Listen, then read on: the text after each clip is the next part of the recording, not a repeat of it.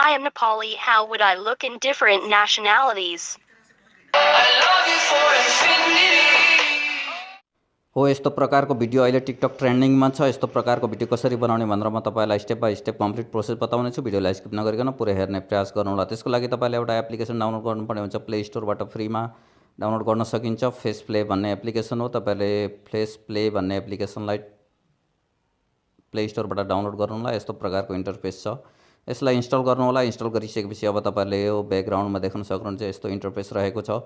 यसलाई क्लिक गरेर ओपन गर्नुहोला। ओपन गरिसकेपछि अब तपाईँहरू यसभित्र छिर्नुहुनेछ। यसभित्र गइसकेपछि तपाईँहरूलाई म सजिलो र छिटो तरिकाबाट सिकाउने छु यो भिडियो बनाउनका लागि। यहाँ हेर्नुहोला कम्प्लिट प्रोसेस म बताउने छु। त्यसको लागि तपाईँले यहाँनिर देख्दै हुनुहुन्छ यी भिडियोहरू तपाईँले अब यी भिडियोलाई युज गर्न सक्नुहुन्छ। फ्रीमा युज गर्नका लागि तपाईँले यो भिडियोको आइकन देख्दै हुनुहुन्छ। यो भिडियोको आइकन रहेको भिडियोहरू चाहिँ सबै फ्री हुन्छन्।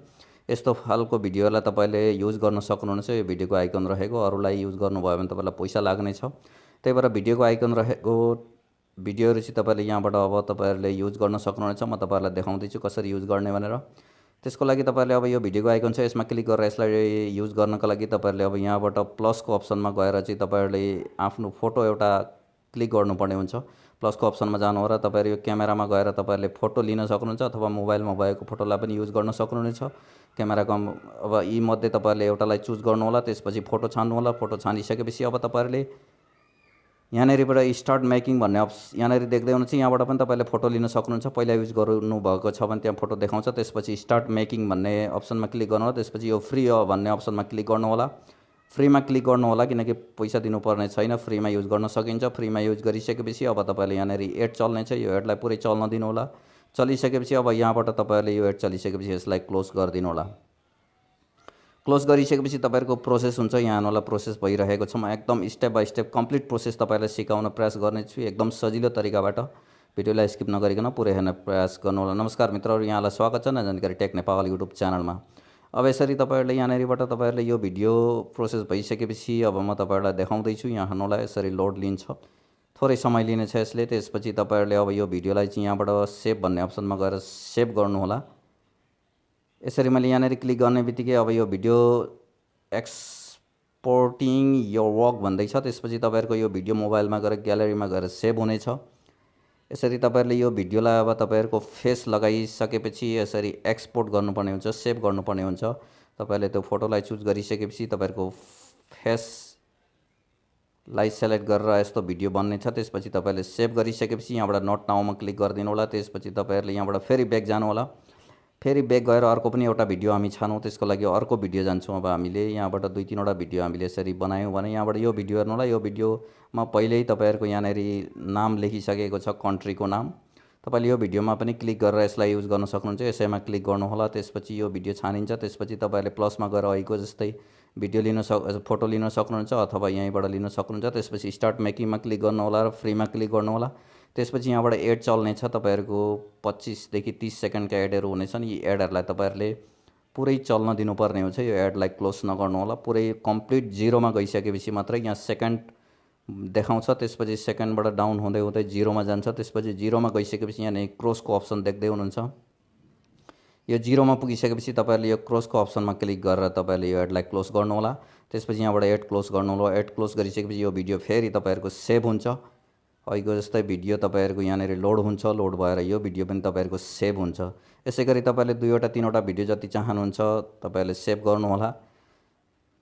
यहाँबाट तपाईँहरूले यसरी सेभ गरिसकेपछि अब म तपाईँलाई अगाडि देखाउँदैछु। एकदम सजिलो तरिकाले तपाईँहरूले यो स्टेप फलो गर्नुभयो भने तपाईँहरूले सजिलो तरिकाले बनाउन सक्नुहुन्छ। यसपछि तपाईँहरूको यो सेभ हुन्छ। अब सेभ भइसकेपछि यहाँ हेर्नु होला तपाईँहरूको भिडियो सेभ हुन्छ। भिडियो यहाँनिर क्लिक गरेर तपाईँले भिडियोलाई सेभ गर्न सक्नुहुन्छ।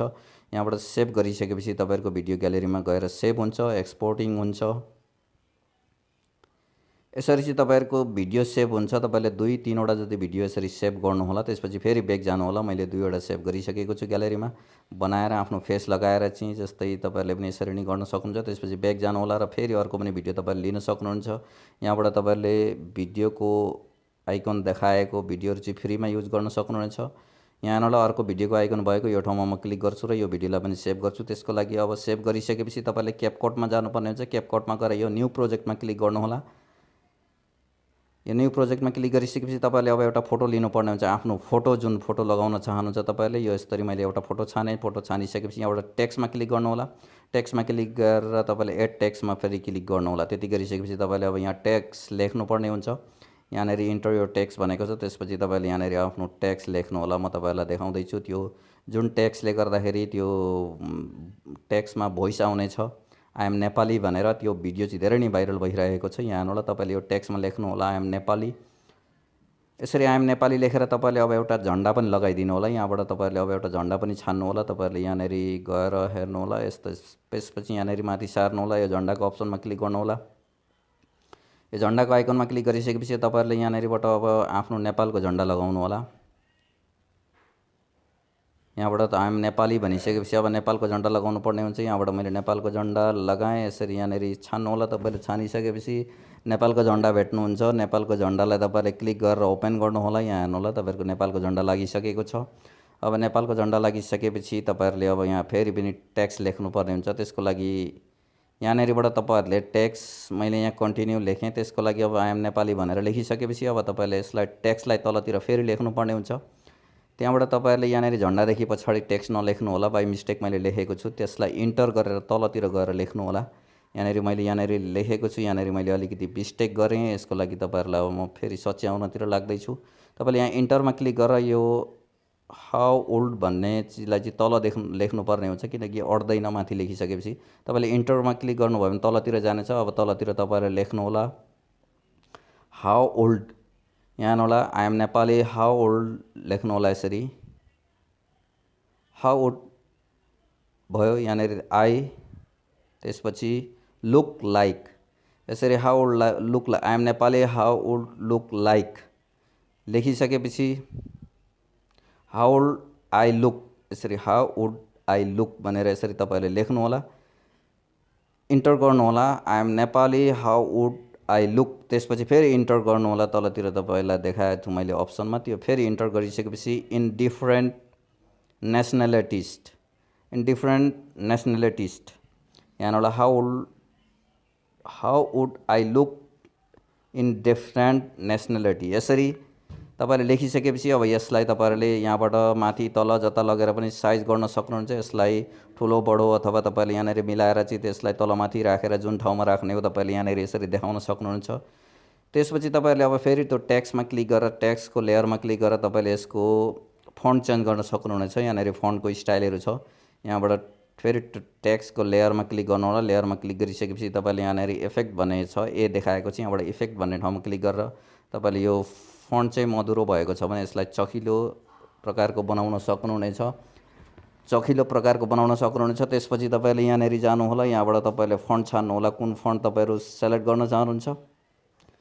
त्यसपछि मैले एउटा फन्ट लगाएँ। यहाँनिरबाट चखिलो भएको छैन, तपाईँहरूले चखिलो खालको फन्ट यहाँबाट सेलेक्ट गर्न सक्नुहुन्छ। यसरी सेलेक्ट गरिसकेपछि तपाईँहरूको यहाँनिर रेडी भइसकेको छ। अब तपाईँहरूले यहाँनिर सेलेक्ट गर्नुभयो, फन्ट लेख्नुभयो, तपाईँहरूको यहाँ रेडी भइसकेको छ। अब यहाँबाट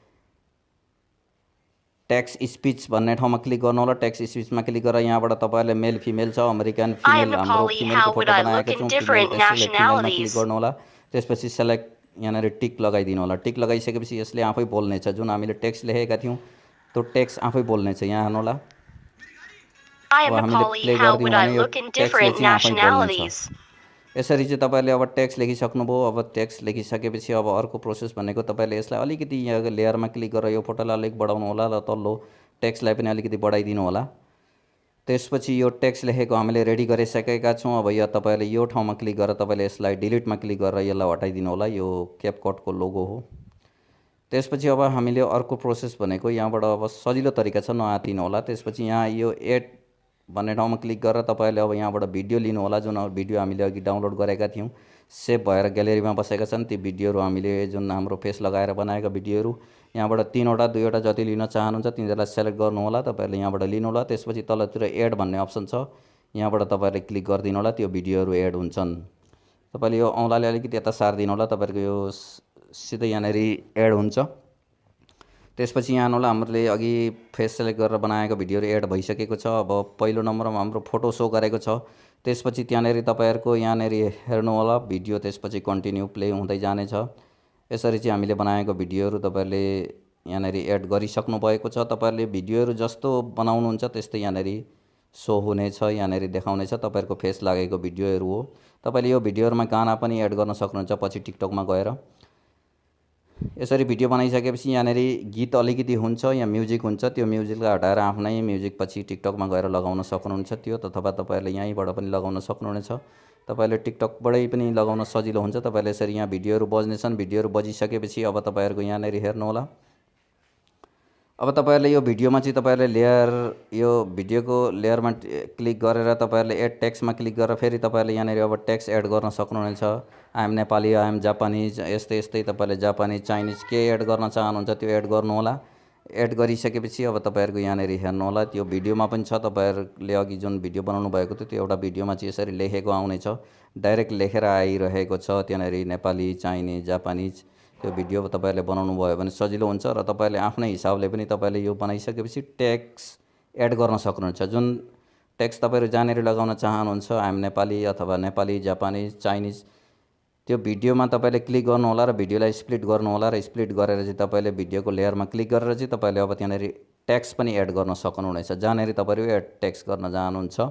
यहाँबाट यो भिडियो एउटा छ, त्यसमा आफै लेखेर आइरहेको छ नेपाली, पाकिस्तानी, जापानिज, यस्तै यस्तै लेखिरहेको छ। यो भिडियोलाई पनि युज गर्न सक्नुहुन्छ। र अब तपाईँले फेरि अरू ठाउँमा पनि लगाउन चाहनुहुन्छ भने तपाईँले भिडियोमा क्लिक गर्नुहोला र स्प्लिटमा क्लिक गरिदिनु होला।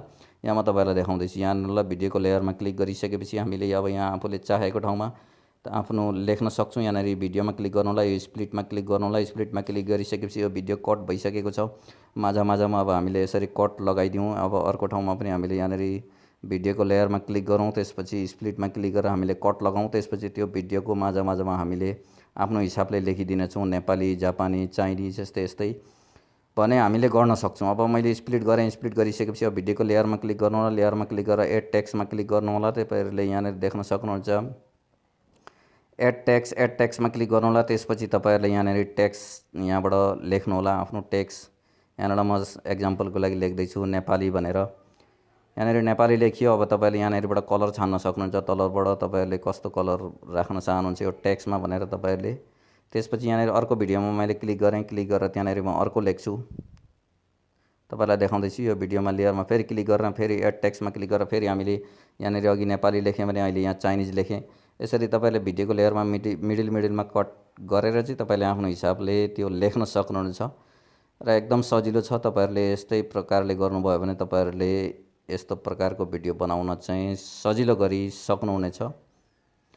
र अब यहाँ हामी I am सुरुमा जाउँ। Nepali. सुरुमा How गएर would यहाँ I look हेर्नुहोला, in हामीले different भिडियोमा nationalities? लगाइसकेका छौँ। अब यहाँनिर यो बोलिरहेको छ, यसरी चाहिँ तपाईँहरूले बनाउन सक्नुहुन्छ। यसरी तपाईँले अब यो बनाइसकेपछि यो भिडियो चल्छ, कन्टिन्यू हुन्छ। तपाईँले जहाँ लेख्नु भएको त्यो सबै सो हुन्छ। त्यसपछि तपाईँहरूको भोइस पनि एड हुन्छ, टेक्स्टबाट भोइस पनि तपाईँहरूले त्यसरी लेख्न सक्नुहुनेछ सजिलो गरी क्यापकटलाई युज गरेर।